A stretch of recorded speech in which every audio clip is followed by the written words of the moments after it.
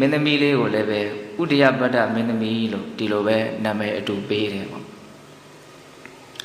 ဒီလိုနဲ့ဦးဇင်းတို့အရွယ်ရောက်လာတဲ့အခါမှာဖခင်ဖြစ်တဲ့ဘုရင်မင်းကြီးကဒီဥဒယပတ္တမင်းသားကိုဒီနေ့စည်းစိမ်ကိုအနှင်းပြီးတော့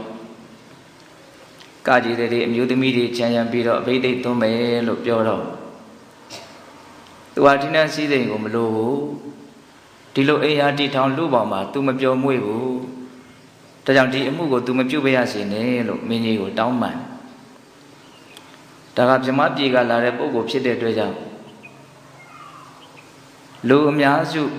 တန်ဖိုးထားပြီးတော့ပြောမွေ့ကြတဲ့ဒီကာမကိစ္စကို तू စိတ်မဝင်စားဘူးပေါ့နော်အဲ့လို तू ညင်းမိမယ်လို့လည်းပဲမိဘများနဲ့တကွအလုံးစုံသောအတိုင်းဝိုင်းကအတင်းအကျပ်သူ့ကိုတိုက်တွန်းကြတယ်ဘလို့မှညင်းလို့မရတဲ့အနေအထားမျိုးရောက်လာတော့ तू ဘလို့လှုပ်တုံဆိုတော့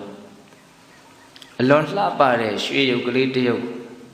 လူနဲ့ချွတ်ချွတ်တူတဲ့လူအရွယ်စား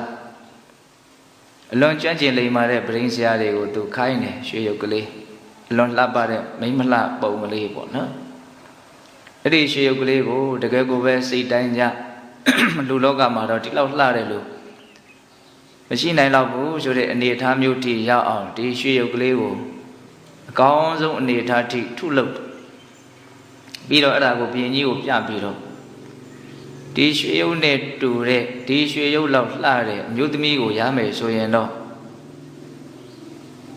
သူတိနဲ့စည်းစိမ်ကိုအုပ်ချုပ်ပြီးတော့မင်းလုပ်ပါမယ်သူ့စိတ်ထဲမှာဒီလောက်လှတဲ့အမျိုးသမီးတော့မရှိနိုင်ဘူးလို့ထင်လို့သူကမဖြစ်နိုင်တာကိုတောင်းဆိုတဲ့သဘောမျိုးနဲ့ကြံဖန်ပြီးတော့လှုပ်လိုက်တာ